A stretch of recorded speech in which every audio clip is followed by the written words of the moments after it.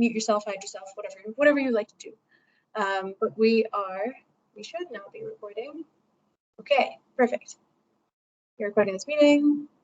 Yes, I have now let you all know that you are being recorded. Okay, so without further ado, we're going to go on to chapter 1. So chapter 1, introduction to accounting. So today we're going to talk about the users of the financial statements, the structure of doing business, the accounting formulas that should be in brackets, the types of statements that exist, the types of accounting that exist, and the relationships between the different statements. So to kick it off, we're going to talk about users of financial statements. So these are the people that financial statements are posted everywhere. And in our lab, I can show you where you can pick up on financial information or download financial statements. And the types of people that use financial statements are very different. So there's managers, there are investors and creditors, there's individuals, government and regulatory bodies, and non-for-profit organizations. So managers are going to use the financial statements to assess the success of the company, assess maybe their own department and see how their department is doing.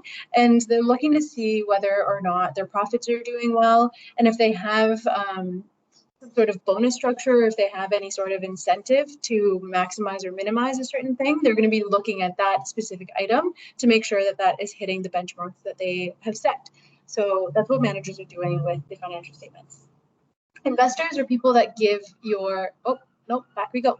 Investors and creditors both provide money to your company. So investors provide money in the way of buying shares of your company. So they actually take a bit of ownership of your company. And a creditor is just a bank or a lender that gives you money and in exchange for interest payments. So investors and creditors are going to look at how much cash your company has, how much revenues it has, how much profit it has at the end of the day, and its ability to repay the money that it's lent you. So creditors are looking for, so if you've ever gone to a bank to apply for a mortgage or to apply for a loan, the first thing they look at is what are your assets?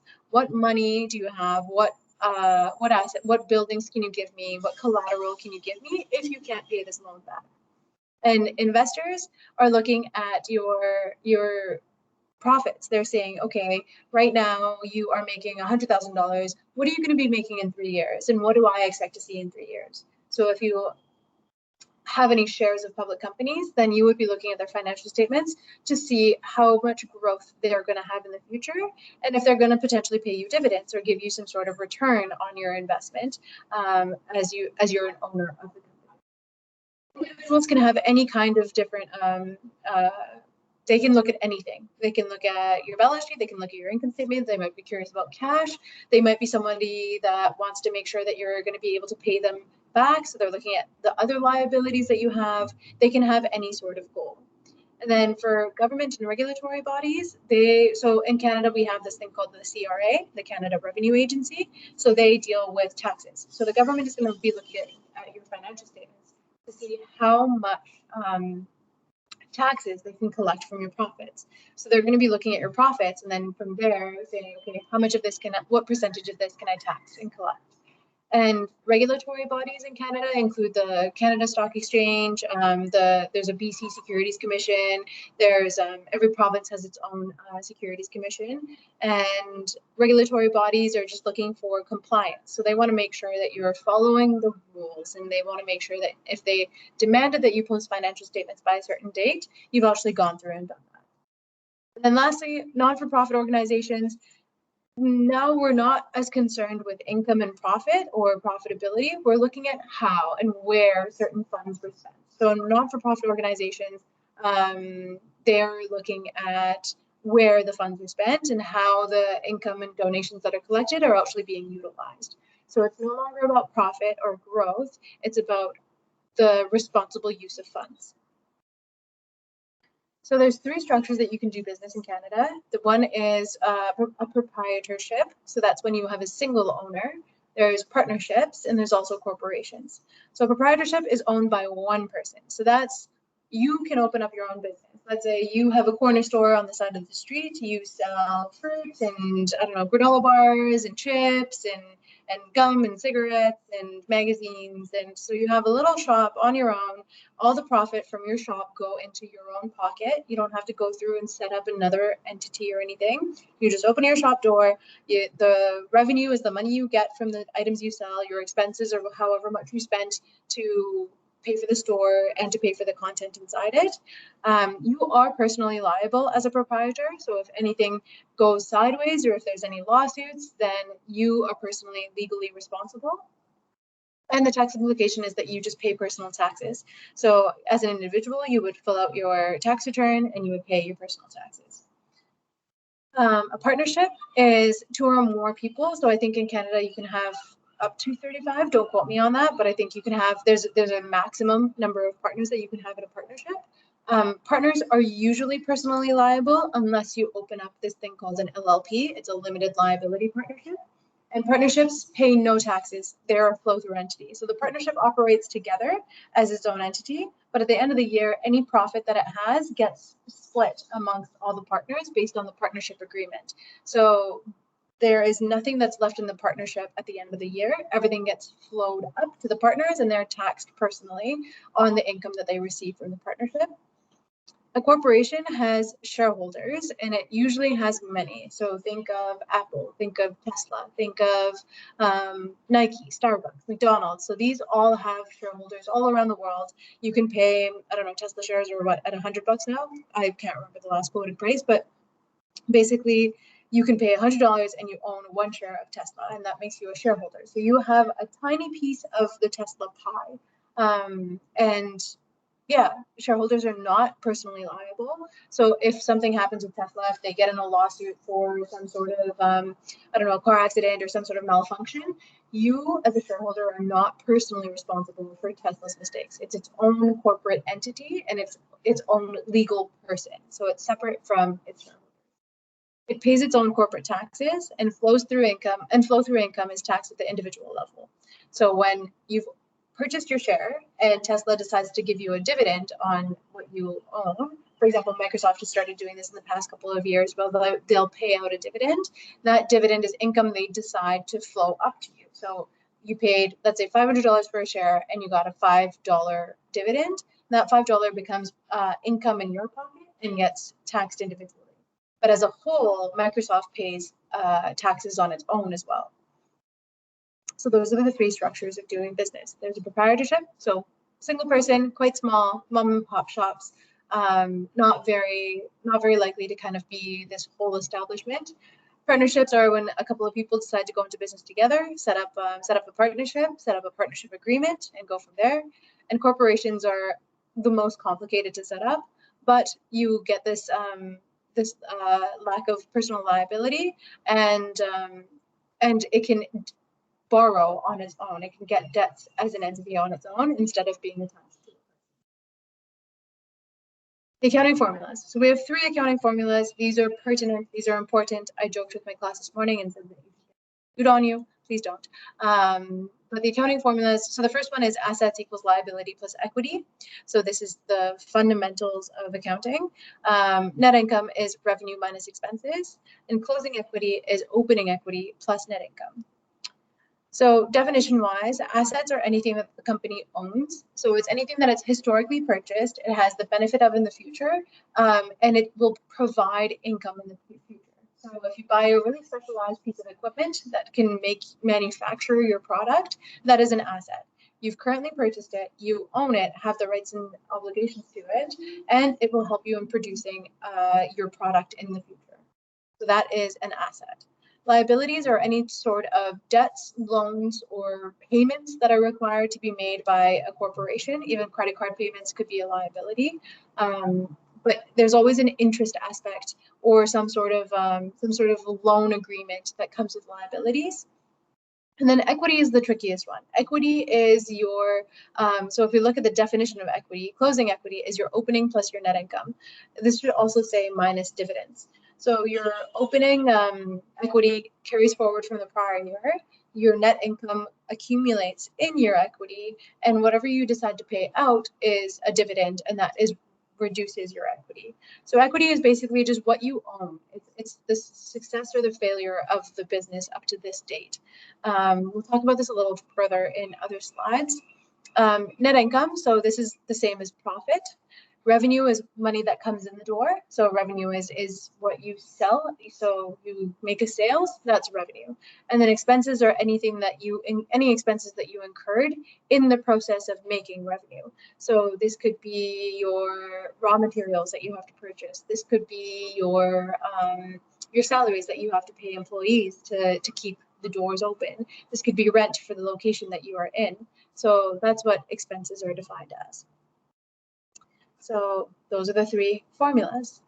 Taking a quick sidestep, there's two types of accounting standards. So in Canada, we have IFRS, which is International Financial Reporting Standards, and there's ASPE, which is Accounting Standards for Private Enterprises. So IFRS is used for publicly accountable enterprises. So again, your Apple, your Tesla, your Microsoft, all of those companies that are publicly listed or publicly traded. So any company that I can go out and buy a share of has to report under IFRS. And the reason that we do this and require this is for comparability across the board. So this is so that I can compare a company in Canada to a company in the United States, to a company in Japan, to a company in Germany. So this is just so we, across the board, we're presenting things the same way. The accounting standards for private enterprises is also called Canadian GAAP, Generally Accepted Accounting Principles. And this is for private enterprises. So this is for like, Nutella, the company that owns Nutella is called Ferrero. Ferrero is one of the biggest, I think, private chocolate companies and is owned by the Ferrero family. So they don't have, because they're not publicly listed or publicly traded, that corporation can report under private enterprise.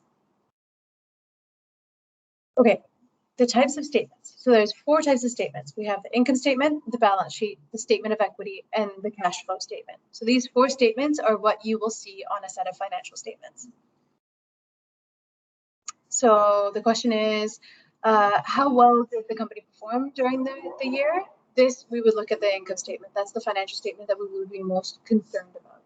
And that would have our revenues, and our gains, minus our expenses and losses, giving us our net income or net loss.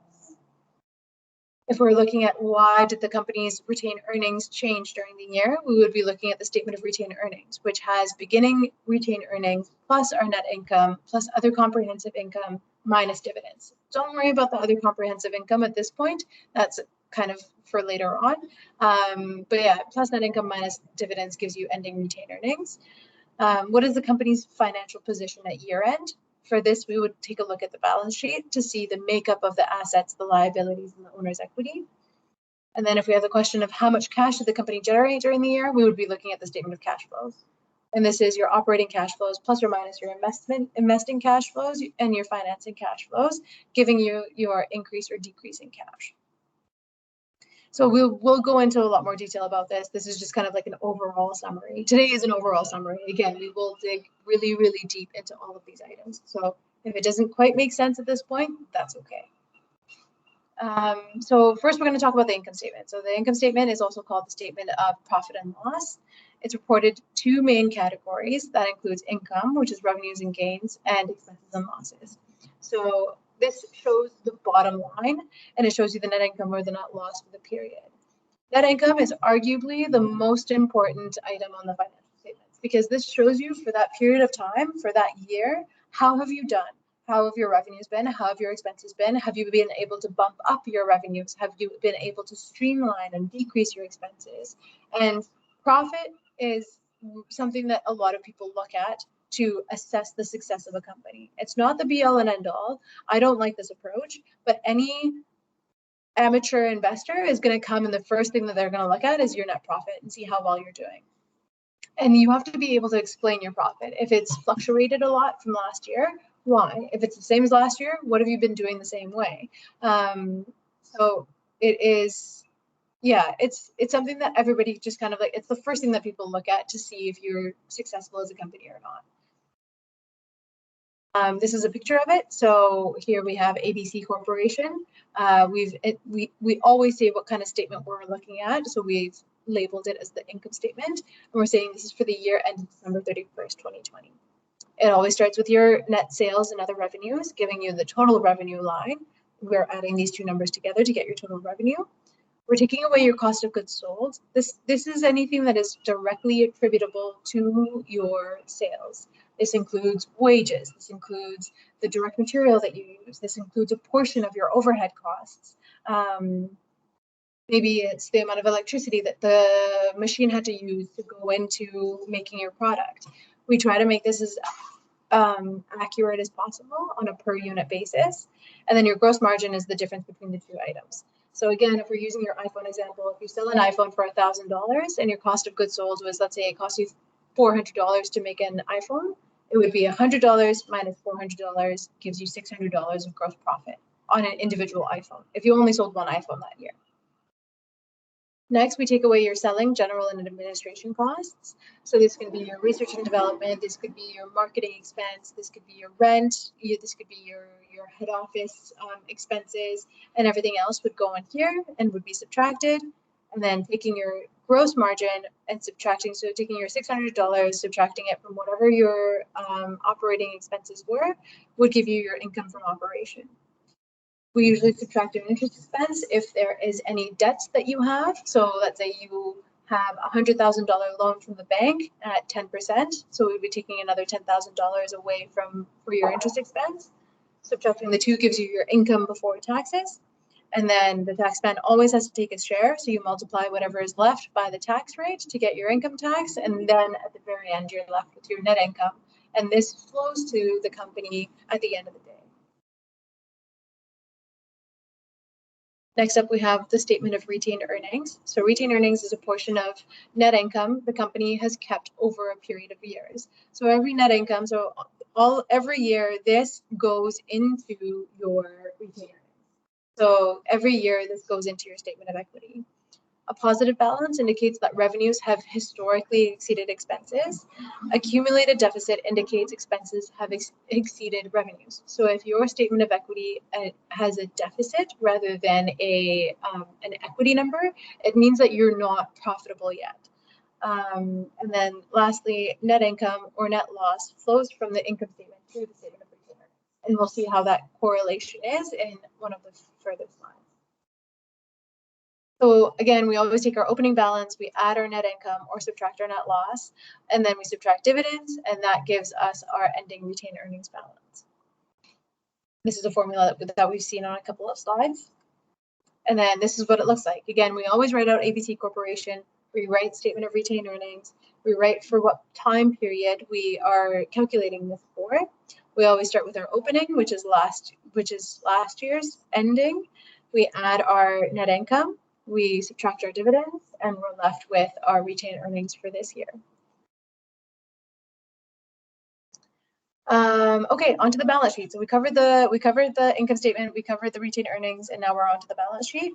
It's also called the statement of financial position. It reports your assets, your liabilities, and your owner's equity, and it shows it in the formula method that we've seen before. And it reports retained earnings, which come from the statement of retained earnings. So again, I will show you this on a slide that we're going to see soon. So here's everything. Before I go through this, I'll show you what it actually looks like. So this is what it ends up looking like. You have ABC Corporation again. You write the title of the type of statement that we're looking at. So we write balance sheet.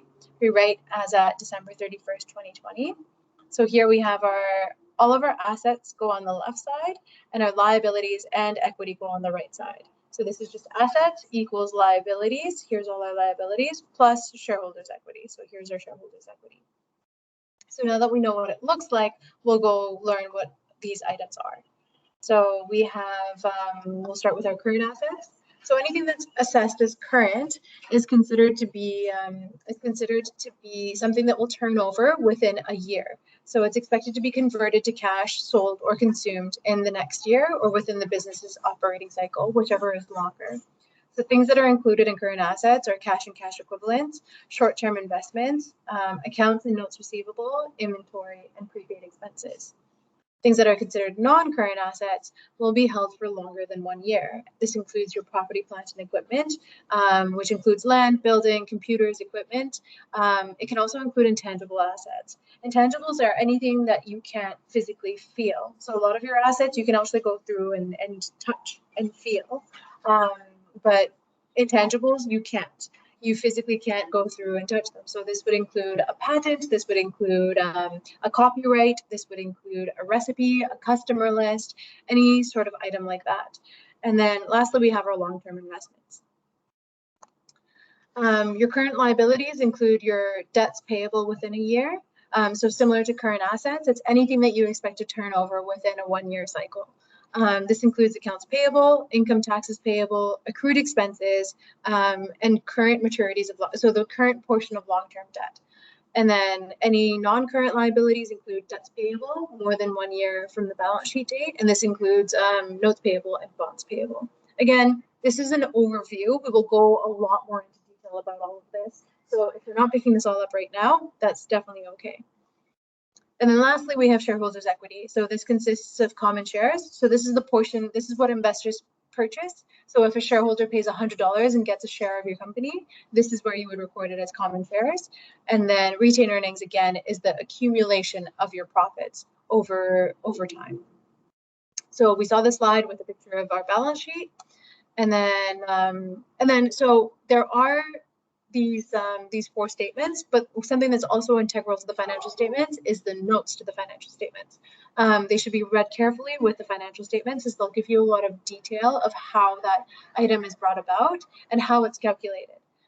It provides information on the accounting policies used, and it gives you examples of policies used for inventories and depreciation, which you have different options that you can use. And then lastly, we have the cash flow. So the cash flow measures cash receipts and cash payments. It shows whether cash increased or decreased during the year. It reports ending cash as shown on the balance sheet, and it categorizes into 3 types of activities. Operating activities are things that you need in day-to-day operations. So that's your accounts receivable, your accounts payable, your inflow of revenues and outflow of expenses. Your investing activities are anything that you purchase or sell on the asset side. So anything that you purchase, like if you purchase equipment, that is an investing activity. You're investing in your company's future by buying this new equipment that can do things faster. Financing activities are any sort of borrowing or repayment of borrowing. So whether you issue shares or whether you get debt from an investor or a creditor, that would show up as your financing activities. So again, this kind of defines it all. Cash receipts and cash payments for selling cost of goods and services is an operating activity. Investing activities include purchase and selling of long-term assets. And financing activity includes issuing shares, paying dividends, borrowing, and repayment of borrowed funds, which kind of comes in the name. Like it makes sense that operating is cash receipts and payments from selling goods and services. Investing is when you invest in your own company. And financing is when you do anything where you're getting money from others to help fund your operations. There is a relationship amongst the financial statements. So at the very top is the income statement that flows into the statement of equity. The statement of equity, a portion of it flows into your balance sheet, and the cash line from your balance sheet flows into your cash flow statement. So if we take a look at that, this was our income statement, which we saw at the beginning, which is our revenue minus our expenses, and that's flowing into net income on the statement of retained earnings. The same statement of retained earnings is going to show up here, and the ending retained earning is going to flow into our balance sheet. So again, there's titles everywhere, so we can see that our balance sheet, that's flowing right there into our retained earnings. And then the relationship, and then again, our balance sheet, that top line, under assets, you'll have a cash balance, and that cash balance is going to flow into your ending cash on your statement of cash flows. And your statement of cash flows is going to be operating plus investing plus financing, and that gives you the net cash flows during the year. Like the statement of equity, you add it to your opening cash balance, and that gives you your ending cash balance for the cash statement. I know I went through that quickly. I know it's a lot. I'll post the slides. You can take another look on your own, and hopefully it makes sense. Otherwise, we have time for questions next class. Again, I mentioned that there's 2 types of accounting. There's financial accounting and cost accounting. So financial accounting is for external reporting. It is incredibly regulated and standardized because we want that comparability across the board. And that's why we're using IFRS and GAAP. We have a lot of rules and restrictions around how we present financial information, just so it's standardized across the whole industry. And it gives you an overall snapshot of the company. So as a whole, it shows you, here's the balance sheet, here's the cash flow, here's the income statement, here's the statement of equity. Here's what happened in my company overall in the past year. But constant managerial accounting is different. It's not external, it's not required, it's only for internal reporting. It's not regulated, so you can do it however you want. You can make it as elaborate or as simple as you would like. We use it for decision making internally in-house, and it's extremely customizable. I'll show you all the tools. You can decide what you think is useful to use in your company in the future, and it's a lot more granular. So instead of giving you an overall snapshot of here's what my company did over the last year, it could be here's what this department did over the last month, or here's what my entire company did over the last 2 weeks or the last 3 months. You can customize the time period. You can customize what department you're looking at and get the information that you need to make your decision. So it's very different from financial accounting. So that's everything from chapter 1. So the summary of our learning objectives is, who are the users of the financial statements? So we learned that it was investors and creditors, it was regulatory bodies, it was the tax man, and managers who are assessing the health of the company. The structures of doing business, there's 3. There's the proprietorship, the partnership, and the corporation. There's benefits and drawbacks of each. We saw the accounting formulas that we're going to get tattooed on us maybe one day. The types of statements, so there's 4 types of statements: income statement, balance sheet, statement of equity, cash flows. We saw that there was a relationship and there's a flow of information from one statement to another. And we learned the differences between the 2 types of accounting, which is financial accounting and cost accounting. We're going to run through an example of financial statements next class. So instead of having X's where the numbers are, we'll actually have numbers, and we'll go through and do some calculations in our next class. I'll post an overview of chapter 2. So those will be in notes form. I'll have notes for chapter 1 as well, and you will kind of be responsible to go through those on your own and do a bit of independent learning. And then we're going to have an in-depth problem to cover both chapter 1. Now open the floor to any questions you may have. We have 4 more minutes to go, and I'm happy to stay back and answer any questions you may have as well.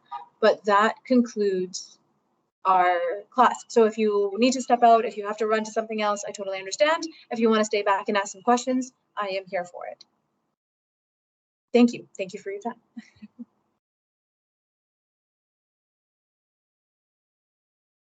And I think there was there questions in the chat? No, we're okay. Okay.